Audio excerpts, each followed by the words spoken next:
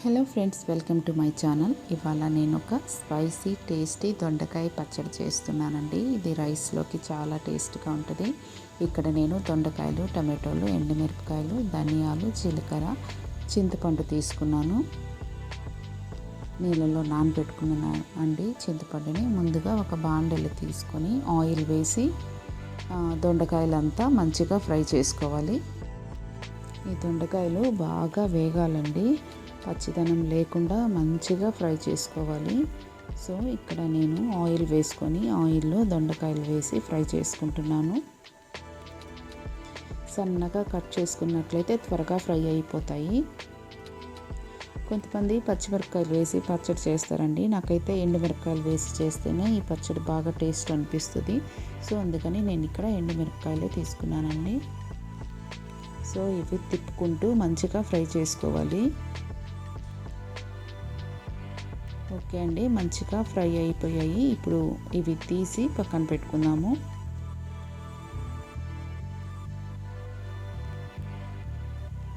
తర్వాత మనము ఎండుమిరపకాయలు వేసి ఫ్రై చేసుకుందాము. ఇక్కడ నేను 10 నుంచి 15 ఎండుమిరపకాయలు తీసుకున్నానండి. ఇవి కూడా మంచిగా ఫ్రై చేసుకుందాము. ఈ ఎండుమిరపకాయలతో పాటు ఇవి కొంచెం ఫ్రై అయ్యాక వీటితో పాటు ధనియాలు, జీలకర్ర కూడా వేస్తున్నాను. ఇవి కూడా ఎండుమిరపకాయలతో పాటు కలిపి ఫ్రై చేసుకుందాము.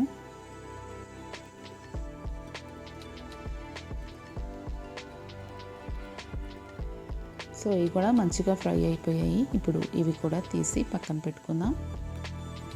ఇప్పుడు దీనిలో కొంచెం ఆయిల్ వేసి టమాటోస్ ఫ్రై చేసుకుందామండి. నేను ఇక్కడ 2 టమాటోస్ తీసుకున్నాను. ఇవి వేయించుకుంటున్నాను. ఇవి బాగా మగ్గాలి.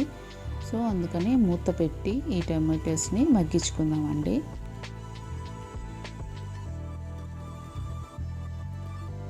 ఈ టమాటోలు కూడా మంచిగా మగ్గిపోయాయి. మనము నానపెట్టుకున్న చింతపండు కూడా నానిపోయి ఉంటుందండి. ఓకే, ఇప్పుడు మనం మిక్సీ వేసుకుందాము. ముందుగా ఎండుమిరపకాయలు, ధనియాలు, జీలకర్ర, ఉప్పు, చింతపండు వేసి మిక్సీ వేసుకోవాలండి. ఎందుకంటే ఈ టమాటాలు, దొండకాయ త్వరగా మెదిగిపోతుంది కాబట్టి ఫస్ట్ ఎండుమిరపకాయలు ఇవి వేసుకున్నట్లయితే అవి కొంచెం పౌడర్ అయ్యాక తర్వాత దొండకాయలు వేసి ఆ తర్వాత టమాటోస్ లాస్ట్గా వేసుకుందామండి. ఇప్పుడు నేను ఎండుమిరపకాయ, చింతపండు, ధనియాలు, జీలకర్ర, ఉప్పు వేస్తున్నాను. ఇవి వేసి ఇది మిక్సీ పట్టుకుందాము పౌడర్గా.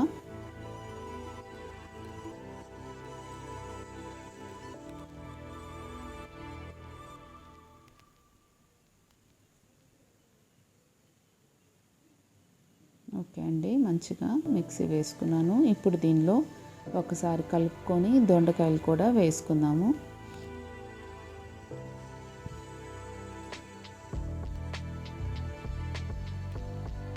ఇవి కూడా ఒకసారి మిక్సీ వేసుకుందామండి.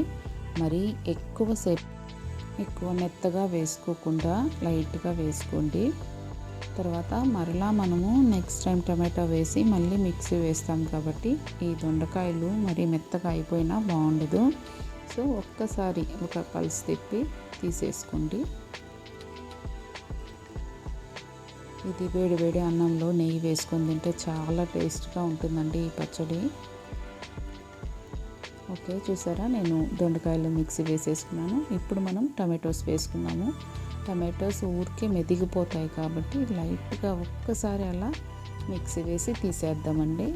ఇప్పుడు మిక్స్ అయిన ఇది ఒకసారి అంతా కలుపుకొని తర్వాత టమాటోలు వేస్తున్నాను.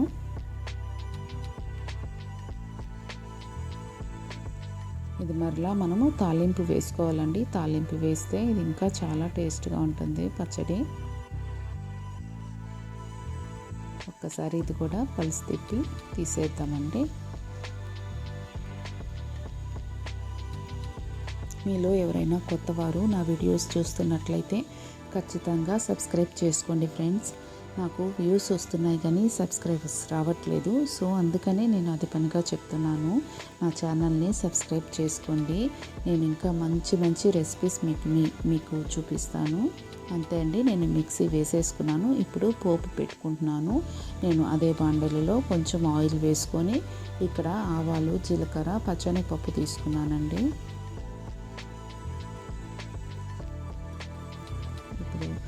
ఒక ఎండుమిరపకాయ వేసుకుందాము, కరివేపాకు కూడా వేసి పోపు పెట్టుకుందాము.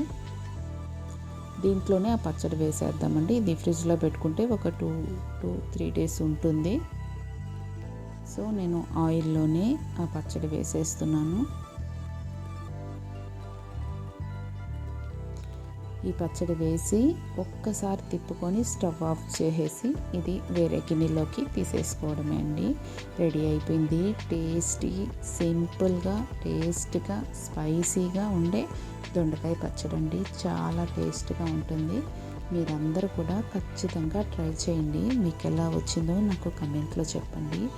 నా ఛానల్ మీకు నచ్చినట్లయితే ఖచ్చితంగా సబ్స్క్రైబ్ చేసుకోండి. ఓకేనా ఫ్రెండ్స్? ఒక్కసారి తిప్పుతున్నాను ఆయిల్లో వేసి.